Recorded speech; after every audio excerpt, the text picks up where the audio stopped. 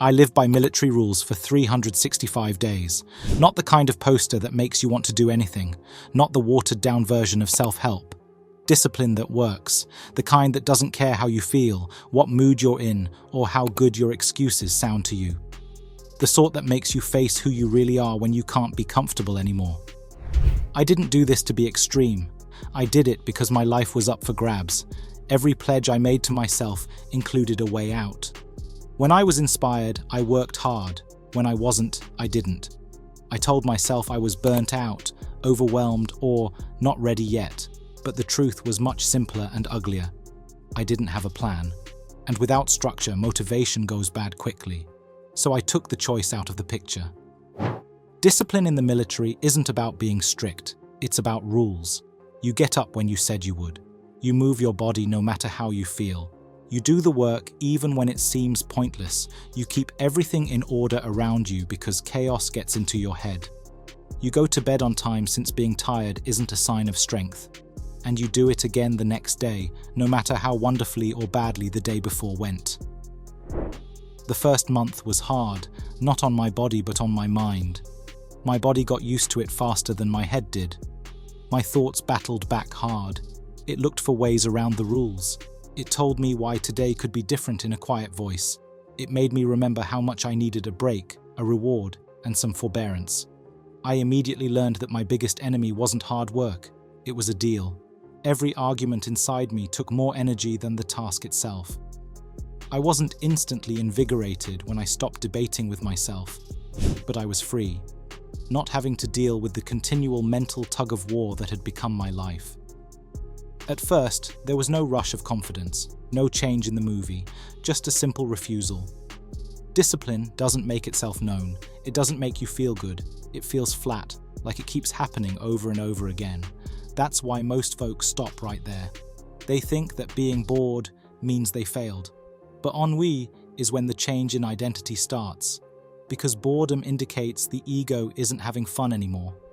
Something changed without requesting permission around the second and third month. I stopped taking stock of my feelings before I did something. I didn't feel like doing anything. I wasn't inspired. I just moved. Execution became the norm. I didn't need to get myself excited, and I didn't need to treat myself after every hard day. I started to trust myself again, not because I was sure of myself, but because I was reliable. I kept my word and did what I said I would do. That alone gave me back a sense of self-respect that I hadn't experienced in years. The benefits ceased being obvious and started being internal during the middle of the year. There was still stress, but it didn't take over my life. The pressure didn't go away, but it didn't feel personal anymore. I didn't spiral or make things worse when they went wrong. I made changes. Discipline in the military doesn't get rid of fear or pain.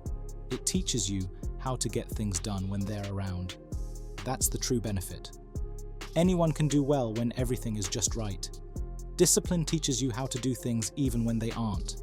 This was also when I saw how badly most people, including the old me, acted when they weren't punished. Not lazy, not unable, just always changing the terms. Every promise comes with an emotional vote. Mood clearance is needed for every proposal. That never-ending self-talk slows you down. People don't fail because they don't know enough. They don't work because they never take away their options. That discourse is over because of military discipline. You don't feel your way into doing something. You do something, and then you see clearly.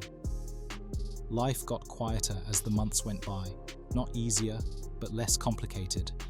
I stopped looking for new ways to optimize and tweak things. Same time to get up. The same thing. The same rules apply.